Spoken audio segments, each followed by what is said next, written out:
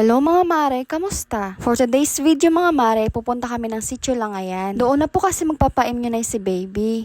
Pagkatapos ko liguan si baby, ayan, tuwang-tuwa naman kay papa niya. Na-absent ko muna si mister kasi medyo malayo yung pupuntahan namin kaysa mag-arkila pa ako ng tricycle.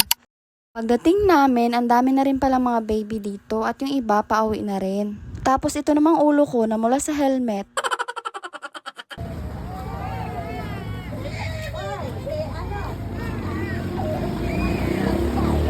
Napasana all na lang din kami mga nanay dito kay kuya. Siya nagdala ng baby nila. Siguro may work yung mami nito. Kinuha na rin nga yung timbang ng baby namin and then yung kanyang height. Mabuti na lang babe, itong palangga namin. Hindi siya nag-iyak. Pero syempre, pagdating sa turok ay sigurado doon talaga siya iiyak.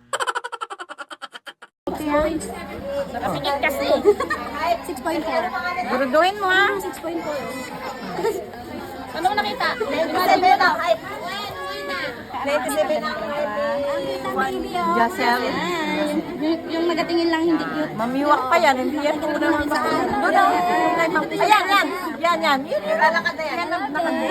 Yan. Okay na, okay na. 61.27. 4 years old pa lang yan.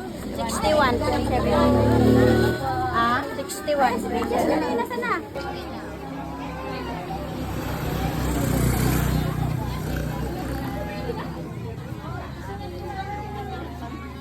At habang nag-aantay kami tawagin yung pangalan niya, syempre si papa niya na naman yung pinakarga ko. Bulaga. Kahit medyo malayo dito, ang ganda rin pala. Malinis yung area nila mga mare at no more pila na ng mahaba. Yun lang muna for today's video mga mare. Thank you for watching.